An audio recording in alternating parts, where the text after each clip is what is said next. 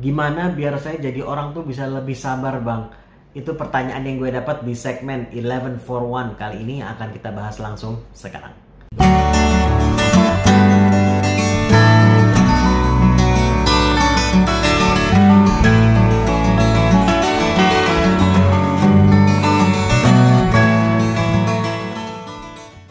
Assalamualaikum warahmatullahi wabarakatuh.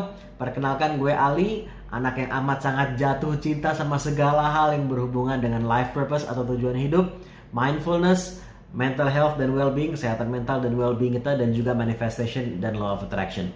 Dan gue membuka segmen yang namanya 1141 ini, 11 menit, 11 menit for one question, untuk setiap satu pertanyaan yang gue buka secara berkala di Instagram gue @alizainalabidin. Dan kemudian gue respon dalam bentuk video seperti ini di YouTube. Nah, kita langsung bahas pertanyaan tadi. Gimana agar gue bisa jadi orang yang lebih sabar, itu intinya. Sebelum kita bicara soal gimana caranya, ya, soal metode, teknik, tips, dan seterusnya, ada yang lebih mendasar, yang lebih fundamental, yang perlu kita, gue perlu bahas sedikit lah gitu. Kita perlu bahas sedikit, yaitu soal belief kita dulu, keyakinan dulu, bahwa gue bukan yang nggak bisa, atau gue menjadi orang yang lebih sabar itu bukan hal yang mustahil. Karena seringkali di otak kita tahu, iya Pak Yan bisa, tapi di hati kita nggak meyakini. Nah, kalau dari awal kita udah merasa nggak bisa, atau udah meyakini ini nggak bisa, ya akan semakin sulit gitu. Jadi ini landasannya dulu nih, beliefnya dulu, bahwa kalau gue berusaha lebih keras dan lebih cerdas, gue akan semakin bisa untuk menjadi pribadi yang lebih sabar dan lebih sabar dan lebih sabar dan lebih sabar dan lebih sabar. Karena itu bertahap gitu ya, nggak tato dari sini tato ke sini gitu, tingkat kesabarannya maksudnya. Jadi bertahap gitu. Nah, tapi meyakini dulu bahwa gue akan bisa kalau gue berusaha lebih keras dan lebih cerdas, ya, dan gue konsisten. Nah, gue akan semakin menjadi pribadi yang lebih sabar. Keyakinan dulu, sekali lagi, bukan hanya di otak tapi di hati. Meyakini itu di hati. Nah, jadi pahami bahwa lu bukan nggak bisa jadi orang yang sabar, tapi lu belum menjadi pribadi dengan tingkat kesabaran yang gue inginkan atau yang lu inginkan gitu ya. Dan mungkin ada yang mengira, jika di antara yang menonton video ini ada yang mengira itu cuma istilah perbedaan kata doang. Jangan menyepelekan pilihan-pilihan kata yang kita gunakan, baik yang kata-kata yang lo omongkan secara verbal yang didengar oleh telinga lo, atau bahkan hanya kata-kata di benak kita sendiri. Karena kata-kata itu, ya, itu diproses oleh otak kita, didengar oleh telinga, atau ada di benak kita, ada keluar, kemudian diproses oleh otak, jadi ada maknanya, dan makna itu yang akan digunakan oleh otak untuk memproses bagaimana kita membuat keputusan, ya. Dan dari keputusan kita jadi tindakan kita. Kalau di sini udah merasa nggak bisa dan memaknainya seperti itu, ya, akhirnya tindakan kita juga ya udah, ngapain juga gue put effort, atau kalau put effort akhirnya hasilnya nggak maksimal kan, karena effortnya juga nggak maksimal. Dan karena hasilnya nggak maksimal, akhirnya memperkuat keraguannya dia di awal. Tuh kan gue bilang juga apa, nggak bisa. Ini bahayanya kalau kita nggak menanamkan belief, bahkan bisa memperkuat belief kita yang negatif. Oke? Nah, jadi kayak gue kasih satu contoh lagi, kayak gue udah nyoba berkali-kali untuk nurunin berat badan gue misalnya gitu, udah coba berkali-kali nggak bisa, nggak mungkin deh gitu. Terus ada orang yang mencoba menyemangati dia, dan sampai akhirnya dia, yaudahlah gue coba, tapi dengan keyakinan yang sangat lemah gitu, atau dia malah yakin nggak bakal bisa. Dia hanya sekedar pengen memuaskan orang yang meminta dia aja, yang menyemangati dia gitu. Tapi di hati dia udah yakin lah bakal bisa. Akhirnya karena dia di awal udah yakin nggak bisa, ya, akhirnya dia put effortnya jadi sedikit, ya, nggak maksimal usahanya, hasilnya pasti nggak maksimal. Terus bilang kayak tadi, tuh kan gue bilang juga apa, nggak bisa, gue tuh emang udah paling nggak bisa, gue tuh orangnya bla bla bla. Itu dong.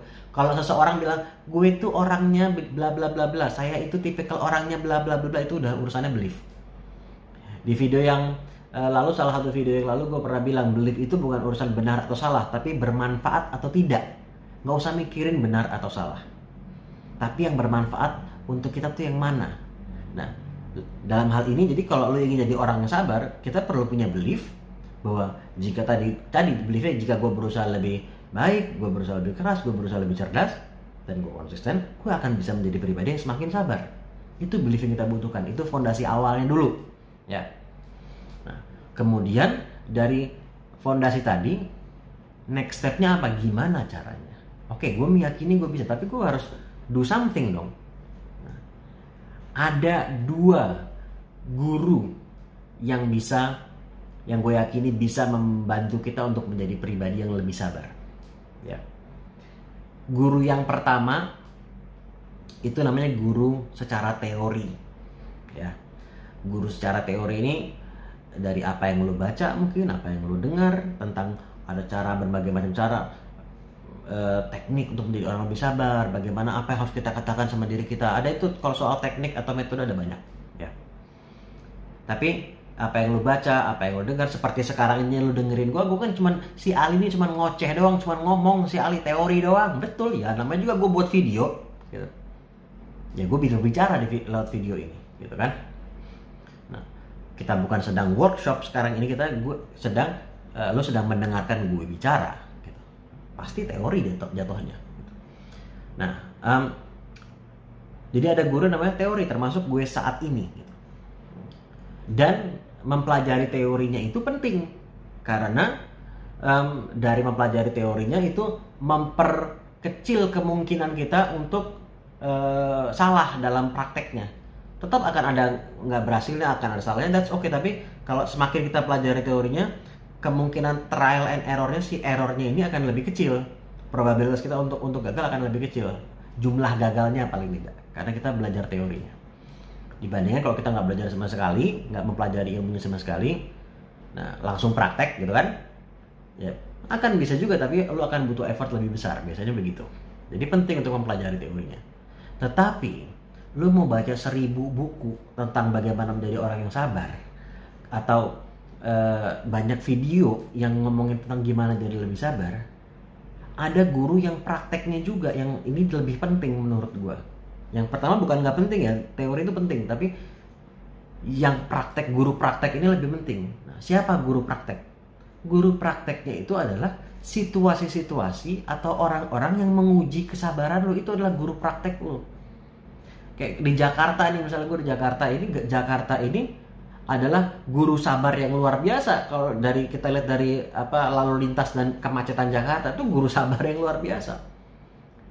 Jadi ketika lo dipaksa untuk menunggu, atau dalam kondisi dimana lo mau nggak mau harus menunggu, atau sabar dalam arti ada cobaan yang harus lo hadapi, tantang atau kegagalan tertentu, penolakan tertentu, bencana tertentu, gitu. Nah, kita bukan mau naifan, bukan mau bilang, mau bego-begoan bilang, oh ini enak kok, ini enggak. Kita aku ini nggak enak kondisi ini. Tapi di samping itu, ini juga adalah sebuah peluang untuk gue mau menjadi pribadi yang lebih, untuk bisa menjadi pribadi yang lebih sabar. Peluangnya di situ. Jadi kondisi-kondisi itu adalah peluang yang sedang Tuhan berikan kepada lo untuk menjadi pribadi yang lebih sabar.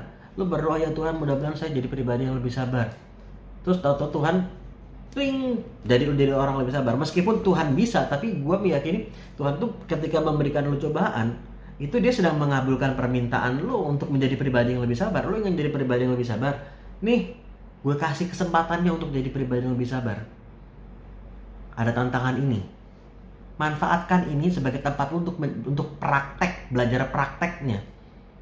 Lo pengen bisa naik sepeda, tahu dikabulkan oleh Tuhan, bisa naik sepeda.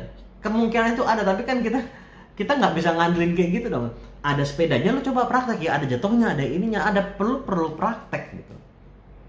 Nah, ketika ada sepedanya tuh peluang lo untuk bisa meningkatkan kemampuan lo untuk bisa mengendarai sepeda. Lo yang jadi pribadi lebih sabar, ketika ada tantangan, ada cobaan, ada ujian, itu lo sedang diberikan kesempatan untuk praktek. Dan emang nggak akan selalu berhasil, apalagi di awal-awal. That's okay. Tapi yang penting adalah bagaimana lo terus memanfaatkan kesempatan-kesempatan, tantangan-tantangan itu untuk menjadi pribadi yang lebih sabar. Bahkan ada orang yang secara sengaja menempatkan dirinya dalam posisi-posisi tertentu di mana kesabarannya akan diuji. Karena dia sedang secara sengaja, secara dia jadikan project, gue pengen mencari situasi di mana kesabaran gue akan diuji. Karena itu jadi kesempatan gue untuk meningkatkan kesabaran gue. Gue nggak mau hanya mengandalkan kebetulan atau ada tantangan. Meskipun bisa, tapi dia secara sengaja dia mencari situasi atau membuat situasi di mana kesabaran dia akan diuji. Nah, bisa juga seperti itu. Tapi kan susah ya. Kalau lo nggak mau ngejalaninnya ya nggak apa juga. It's an option. It's an option. Memang hidup yang istimewa butuh usaha yang istimewa. Itu yang gue yakini. Dan orang yang sabar tuh menurut gue orang yang istimewa. Nah, dan kita perlu terus meningkatkan kemampuan kita, meningkatkan kesabaran kita sebagai seorang individu. Dan gue senang banget ada pertanyaan seperti ini. Mudah-mudahan apa yang gue share ini bermanfaat. Siapapun yang menyimak video ini insya Allah memanfaatkannya dan menjadi pribadi yang lebih sabar juga. Dan gue terima kasih banget atas pertanyaannya. Kalau ada pertanyaan-pertanyaan lain silahkan kalian tanyakan juga di 1141. Dan jangan lupa lo like dan share juga video ini dan subscribe juga di channel ini. Insya Allah ini bermanfaat, dan insya Allah ketika lo share juga bisa ditemukan oleh orang lain yang mungkin juga sedang membutuhkan informasi ini. Selain tentu juga membantu channel gue juga tentunya, dan insya Allah jadi amal jariah buat kita semua, insya Allah, amin. Terima kasih. Mudah-mudahan kalian sehat, keluarga kalian semua sehat, teman-teman kalian sehat. Kalau ada yang kurang sehat juga insya Allah segera pulih juga, amin. So thank you, kita ketemu insya Allah di video selanjutnya. Assalamualaikum.